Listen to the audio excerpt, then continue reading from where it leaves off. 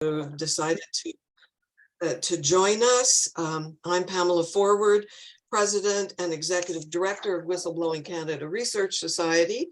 And I'm here in Ottawa and would like to acknowledge that I'm on the traditional unceded territory of the Anishinaabe Algonquin peoples. And for those of us who are joining you or joining us for the first time, we are a nonprofit registered charity dedicated to advancing education on the whistleblowing phenomena through research and sharing our findings publicly. And I want to say thank you to those of you who've donated this evening. As a nonprofit organization, your help is much appreciated. So I just want to say a little bit too about our future work. It'll be guided by the findings of our foundational study on a whistleblowing case at Health Canada in the mid-90s. And we were trying to understand why reprisals occurred. And we found that this happened due to lack of legislative protection, dysfunctional organizational cultures, dysfunctional political cultures, and negative attitudes in the courts. And the big surprise was that equally as important as legislation, if not more important, was culture. So those are the four areas that will be guiding our research and education for the future. Now, a quick announcement. Professor Rago has lost her voice. So we've done a little switch here. She is going to be managing the technical side of things, and I'm going to be your moderator. So I beg your patience as we navigate this new procedure.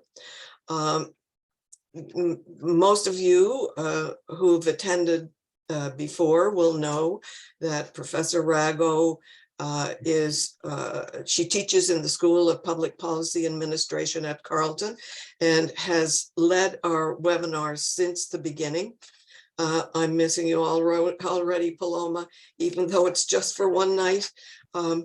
So I'm next going to introduce our speaker, and Richard is going to talk about moral injury, embracing pain to engage moral values when pain becomes suffering, a topic we're just beginning to understand and we need to talk a whole lot more about.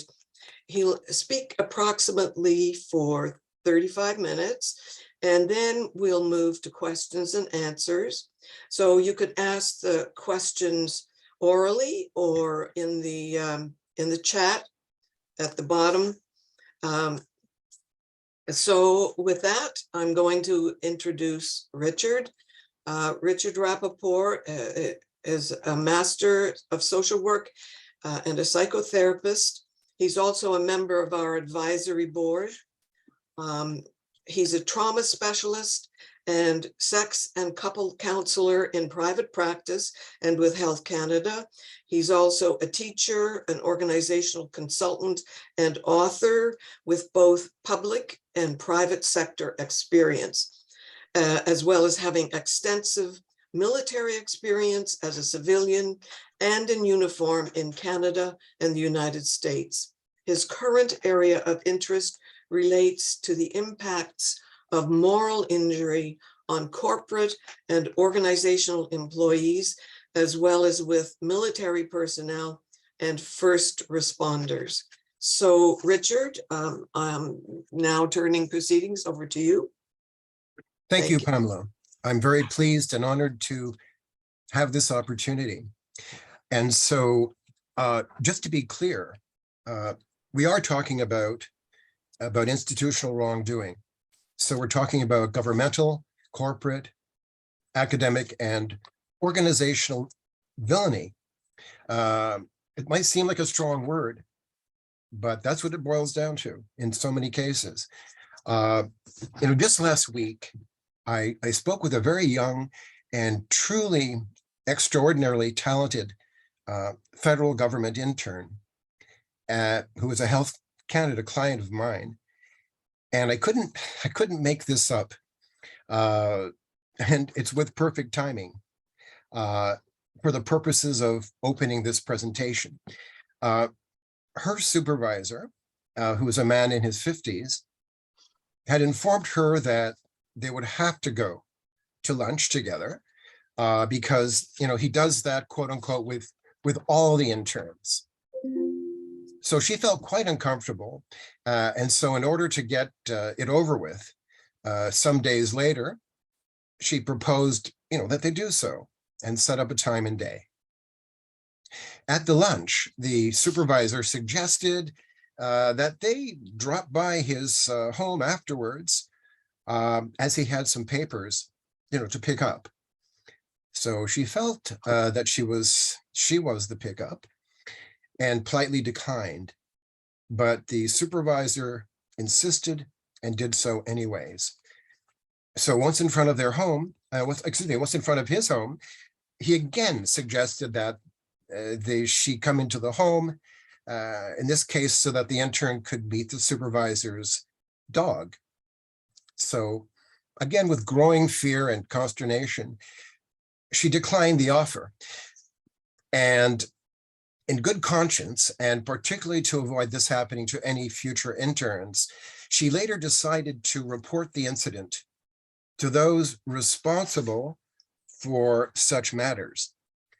However, rather than being directed to the appropriate resources in human resources, the complaint was handled by a low-level, inexperienced, and ultimately incompetent administrator, as had been exactly my experience some 10 years earlier with the Canadian Armed Forces in a very similar experience.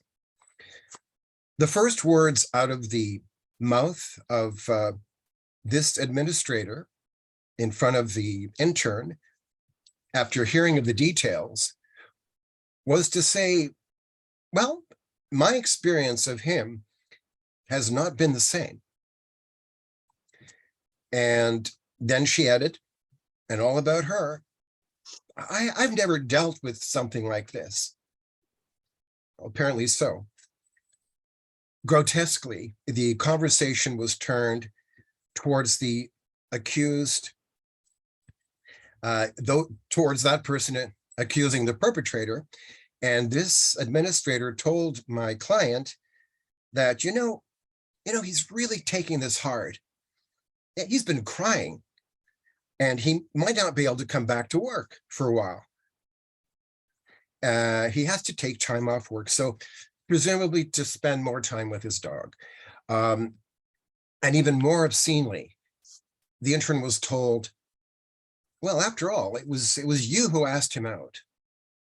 So when she tried to explain that he had initiated the idea, she was met by a glassy-eyed silence. Now, this type of response from those entrusted to examine the claims objectively, fairly, and impartially was one of the most disturbing memories for me, as in my similar situation with the Canadian Armed Forces a decade ago. I kind of call it hear no evil, see no evil, but most certainly do evil. Moral injury is a relatively new field within psychotraumatology that focuses on understanding and treating psychosocial symptoms after exposure to potentially morally injurious events. That's called a PMIE. And there's currently 3 models of the development of moral injury, which center around the influence of attributions. And so all too often, when someone is being scapegoated or gaslighted, they begin to wonder, they begin to doubt themselves and attribute cause or blame to themselves. Attributions, coping, and certainly anybody's coping skills are going to be tested in such a situation, and exposure, the extent and the degree of the impact And so I'll tell you, in my years of working with organizational employees, I have to say almost that the stories from the work front often were more horrible than the stories from a combat zone. In a combat zone, you're trained, you know what you bought into, you've got support. And that's hardly ever the case for anybody who finds himself in this situation of calling truth to injustice. And so they'll often feel that they did something to encourage the problem. They were errant in failing to prevent it. And from the point of view of whistleblowing, it can be failing to prevent others from doing wrong. If I don't say something, this will continue. They may be witnessing in their organizations perceived or real immoral actions and experiencing the betrayal of trusted others who shirk their responsibility and duty. So the moral injury conceptual model has proposed that these experiences might severely shake a person's moral code and basic expectations of right and wrong, and thus result in several deleterious psychological effects.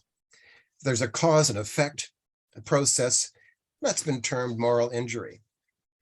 So sometimes the impact of such experience could be attributed to by the victim, to well, that's what happens in the world. It's a global thing, or perhaps it's something in me internally that I did wrong, or I attracted, or perhaps stable deficits in the system, that Pamela referred briefly to before. All these produce experiences of trauma-related guilt and shame. And guilt and shame are really key here.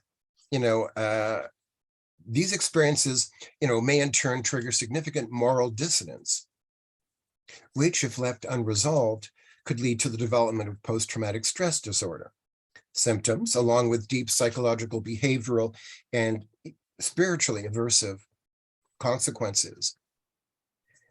Of greater tragedy are those societies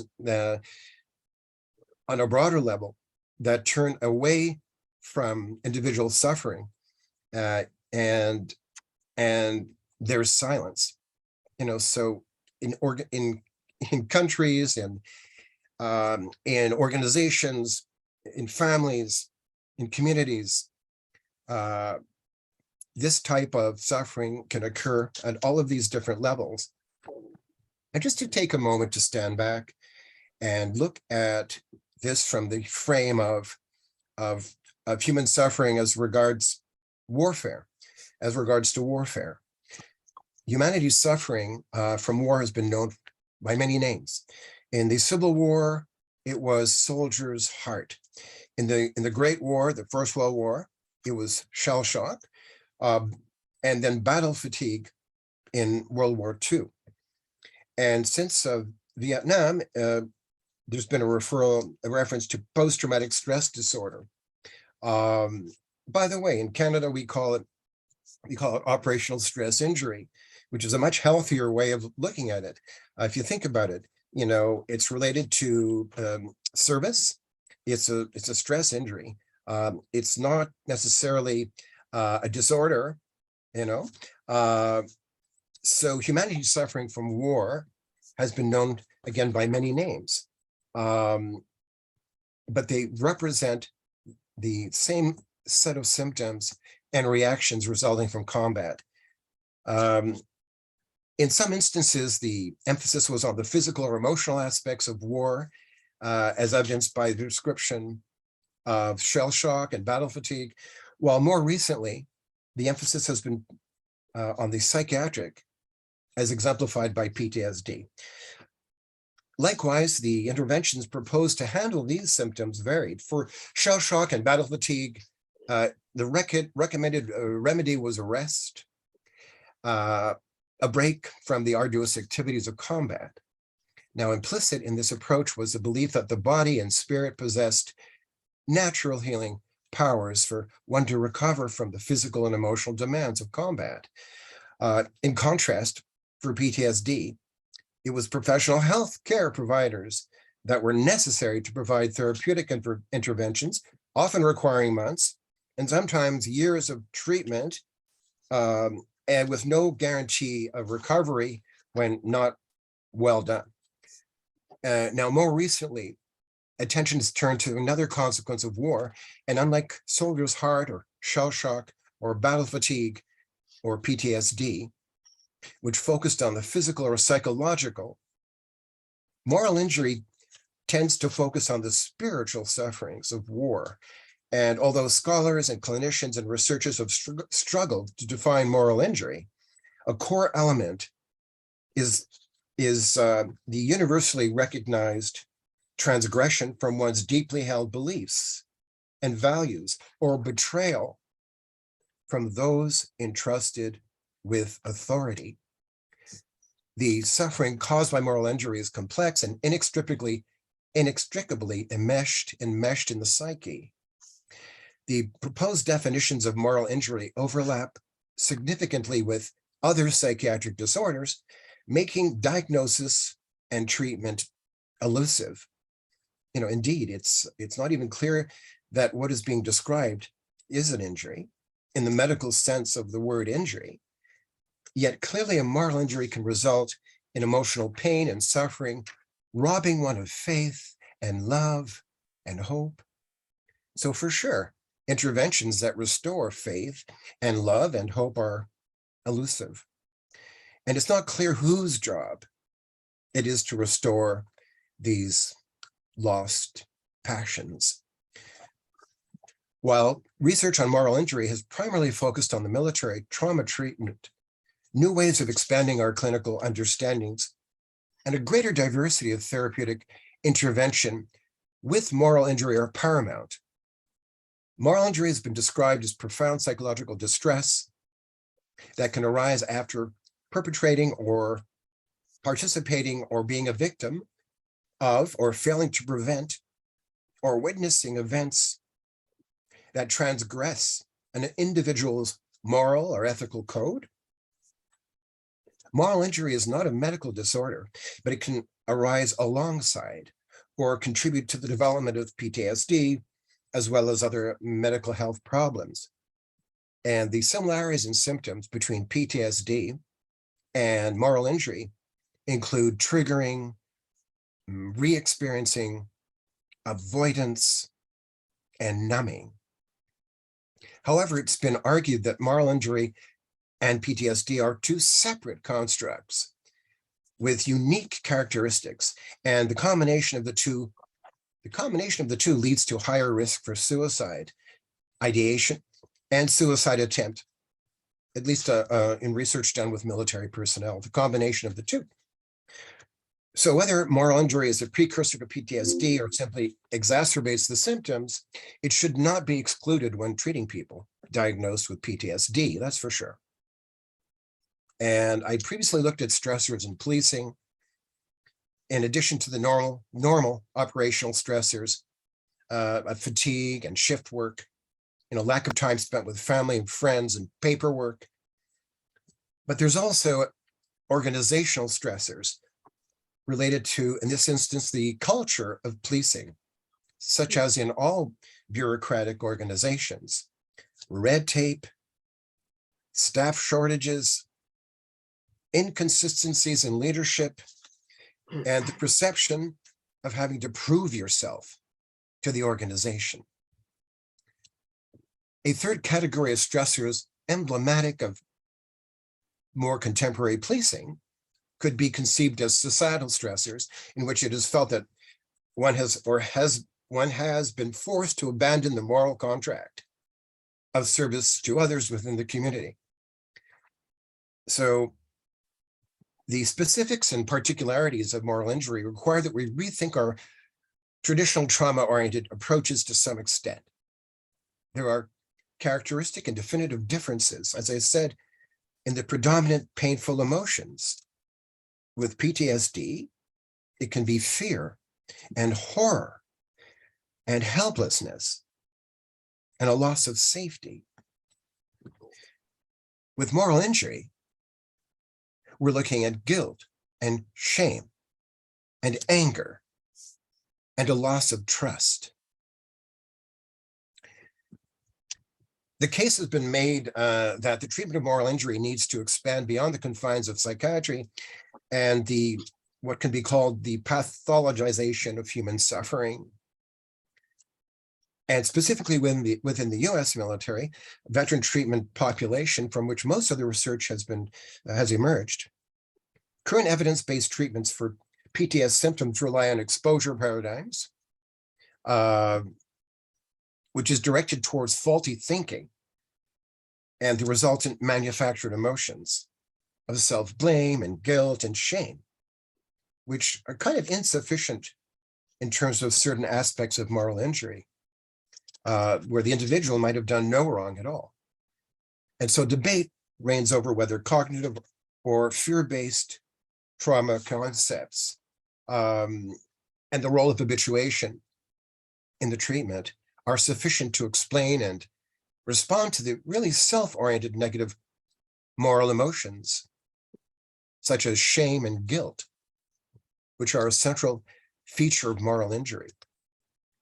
And so, whatever the approach, the tendency has been for military or veteran-related clinicians and researchers to be able to recognize the breadth and depth of moral injury in all its broader moral and existential, religious and metaphysical aspects.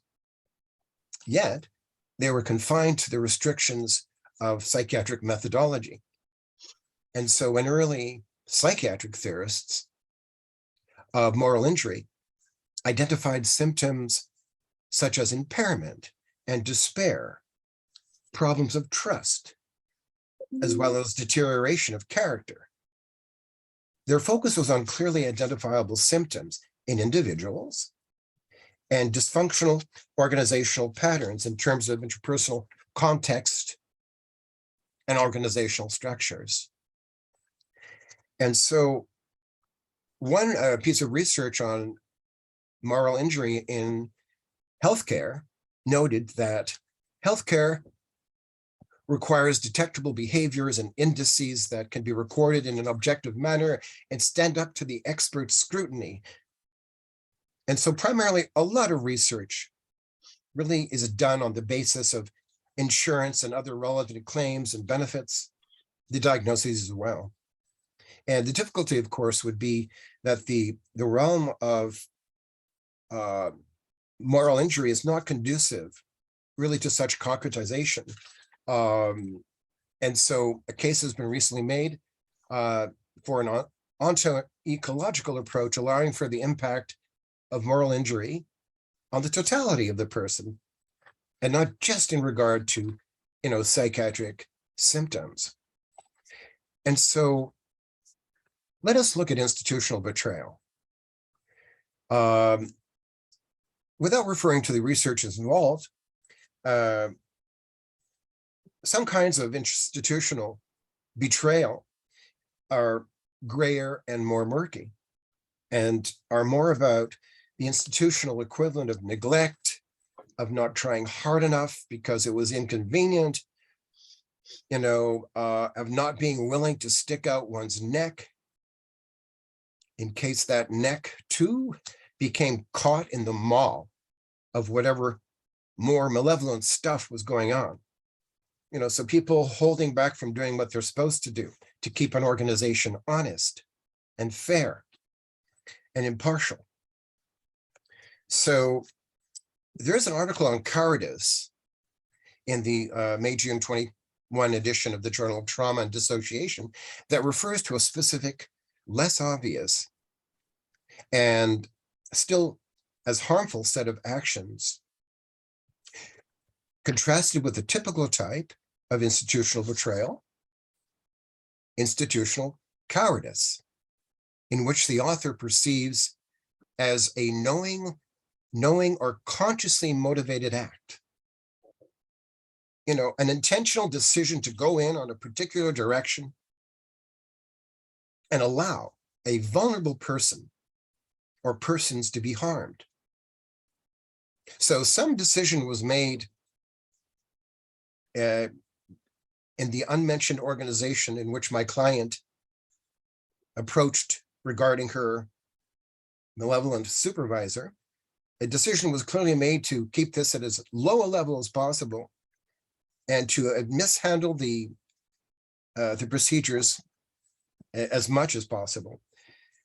And I believe that this lack of conscientiousness is often aided in organizations, is often aided and abetted by risk management. Disgusting, in which professionals who steer an organization, they do so straight towards blatant institutional betrayal. Better to cover their proverbial behinds than actually do their job. And this disappearing act, this failure to simply acknowledge that, yes, in the case of the health system, yes, my knife slipped. I pushed the dilator too hard. I dialed up the radiation too far.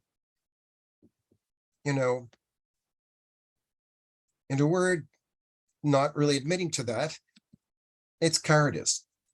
And in the case, again, of the health system, the fear drummed into too many physicians and other health professionals of all kinds, that we should repair what would be seen as a rupture, whether of body or within an organization, should not be brought into the light of day or will be sued.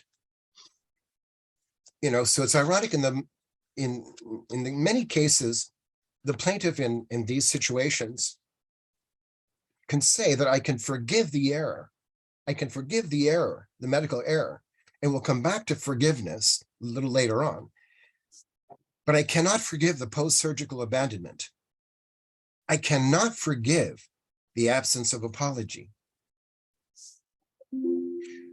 What is traumatizing and unforgivable is the cowardice, the unwillingness to face those we have harmed in the course of attempting supposedly to help them, to show up in terms of the whistleblower, let's say, in their hour of greatest need, and simply to be glassy-eyed as if they didn't hear a thing. Institutional cowardice, institutional because it is a practice emerging from the construct of risk management. That's what counts. We have to be concerned about how this is going to look. And the fear ultimately of an organization taking responsibility for the human failings of those it engages. Let's talk about ghosting. These cowards, and you might experience that with colleagues or those you have contact with in an organization, maybe people you liked, people you may have had into your homes, to your weddings. Maybe these cowards who fail to address inequity, who fail to address injustice, maybe had been their mentors. After all, my client, she had great respect for her supervisor up until the day that he, invited her to go and visit his dog. In these situations, the victim, or I prefer to call them a target, because let the individual decide whether they're a victimized or not. The target had simply not been able to imagine that the coward would betray them in order to keep themselves in a position of illusory safety. And this was done in this instance, in my example, by the organization itself. They were just following orders. And I'll say that, again, we're looking at a certain level, without exaggeration, of villainy. Just following orders. I'll just do what my boss told me to do. I won't say anything. I'll try and distract from the problem. And the cowardice of not sticking one's neck out, which is what whistleblowers do. Of not risking damage to other relationships. You know, the cowardice of not wanting to be perceived as a snitch or self-righteous or politically correct, of wanting to keep things running smoothly at all costs. All of these are examples of this genre of institutional cowardice. So, what is to be done? Fear and cowardice are perfectly typical ways of being a human being. Courage is a less typical way of being human. We lionize the courageous because, as a society, we recognize, without saying it explicitly, that the bulk of us would rather take the easy way out, hide, and let fear run us. Courage does not require that type of atypical, unusual action. So what does it require if we're to cease to be cowards and to speak up and to resist and thus end our complicity with institutional cowardice, so that it is slowed on its path to ultimately institutional betrayal? It requires willingness to identify and live by our values. Values that we ourselves have reflected on deeply. Because when a person acts out of values about how they should comport themselves in the world and behaves consistently with those values, their sense of well-being is enhanced. We feel congruent with ourselves. Even if our actions appear to be against our broader interests, and they may come down on us hard. So this type of work, working with moral injury, can entail difficulties for the client, as therapy may identify for the first time the client's responsibility, for certain incidents may be brought to light. I mean, and I guess I'm talking often about a situation where there were some actual errors made or oversights, as can happen in military and police work. Oftentimes the clients, at high risk of terminating the therapy because of the pain that accompanies their insights. And so the client in this instance has to be thoroughly supported in order to make the transition to the next plateau.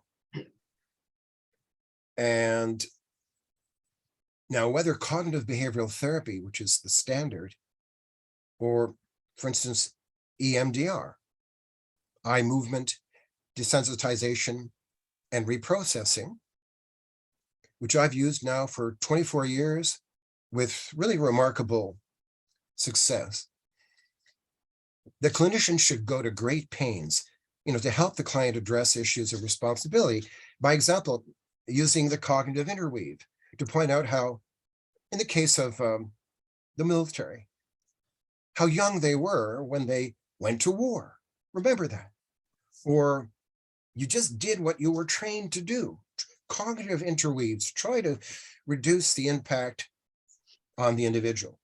Or how the pressures at hand, forced your hand, or chaos.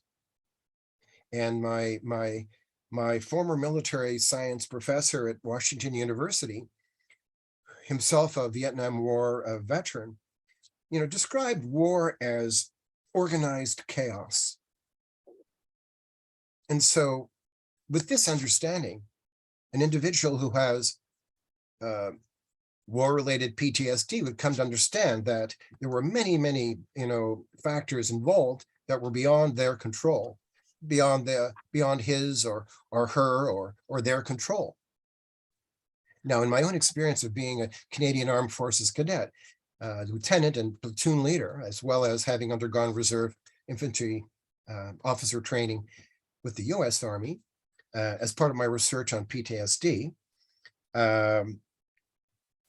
it was important to me as a primary responsibility as a leader to keep all 30, they were then all males, and the NCO, the non-commissioned officer, as safe as possible. And I can't imagine how I could possibly operate differently. Now, of course, there could be situations which necessitated, putting them on being in considerable harm's way in order to follow orders or in the furtherance of a mission. But one of the most disturbing recollections of institutional betrayal was that reported to me as a psychotherapist while recently, not so long ago, working at Saint-Jean-sur-Richelieu with the Canadian Armed Forces. A member reported that he'd been required to patrol on a road that was active with Taliban fighters. And this route was often one that was the Taliban chose to plant IED, improvised explosive devices, that had been a key tactic on their part with devastating results. So the kicker here was that the commanding officer, for no good strategic reason, had his troops patrol this route in the middle of the night, subjecting the members to a significant and completely unnecessary risk. They couldn't say a thing. And as writer Chris Hedges has noted, the greatest crimes in human history are made possible by the most colorless human beings, like the commanding officer who put these Canadian troops at great risk for no other reason, according to my client, than that the officer was aiming to accumulate medals. They are, and you'll know them, they are the careerists, the bureaucrats, the cynics. They do the little chores that make vast and complicated systems of exploitation a reality. They issue the forms, they process the papers, they enforce the laws and regulations, and they do not ask questions. Good, evil, these words don't mean anything to them. They are beyond morality. They are there to make corporate systems function. And if insurance companies abandon tens of millions of sick to suffer and die, so be it. If banks and sheriff departments toss families out of their homes, so be it. If financial firms rob citizens of their savings, so be it. If commodity speculators drive up the cost of rice and corn and wheat so that they are unaffordable for hundreds of millions of poor across the planet, so be it. The most dangerous force in the industrialized world does not come from those who wield radical creeds, whether Islamic radicalism or Christian super fundamentalism, but from the legions of faceless bureaucrats who claw their way up layered corporate and governmental machines. They serve any system that meets their pathetic quota of needs. These systems managers believe nothing. They have no loyalty. They are rootless. They do not think beyond their tiny, insignificant roles. They are blind and deaf. They are, at least regarding the great ideas and patterns of human civilization and history, they are utterly illiterate. And we churn them out of universities.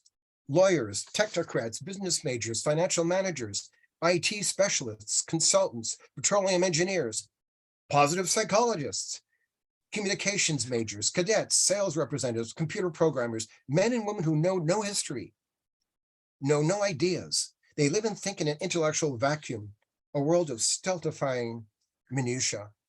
They are T.S. Eliot's The Hollow Men, the stuffed men, shape without form, shade without color, the poet wrote. Paralyzed force, gesture without motion.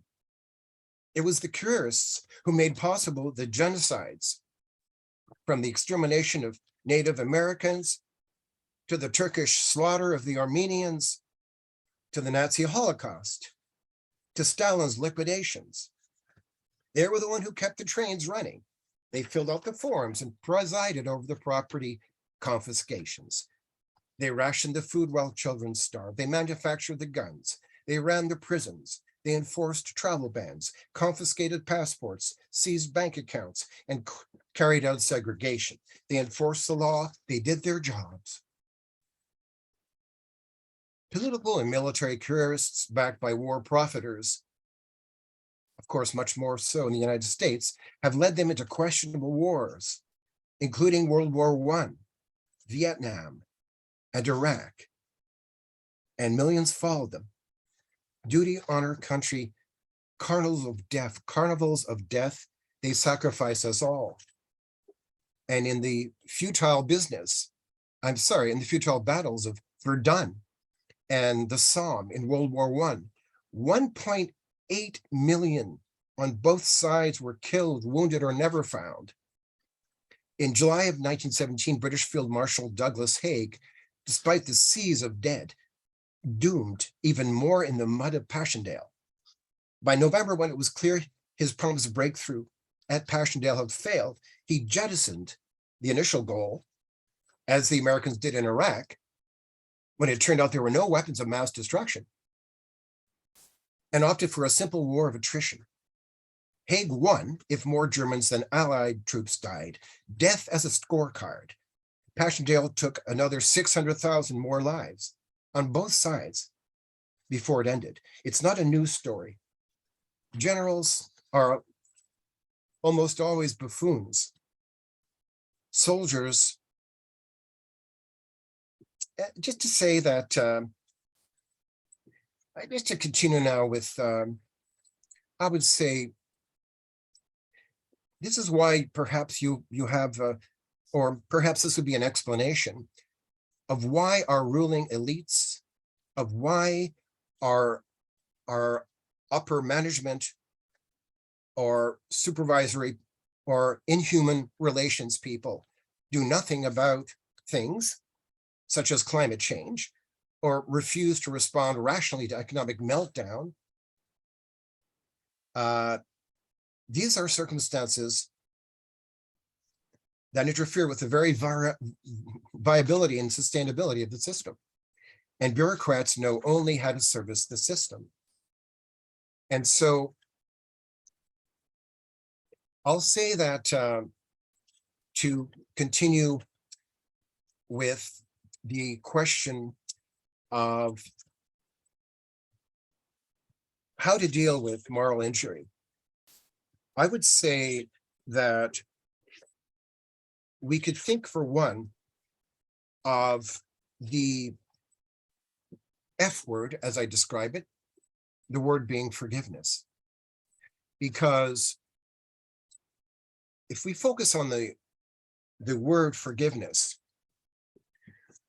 the word forgive, it first comes from its Old English origin, to give away completely the desire to punish.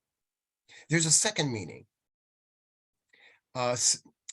In looking at the for in forgive as the Old English before, and drawing on the Latin perdone for the give, it is to give completely without reservation. We see the act of forgiveness as giving what came before the harm, to forgive, giving back to yourself or others the type of relationship that was there before the harm, before the moral injury, because the impact of moral injury completely rattles our sense of trust and faith in other people.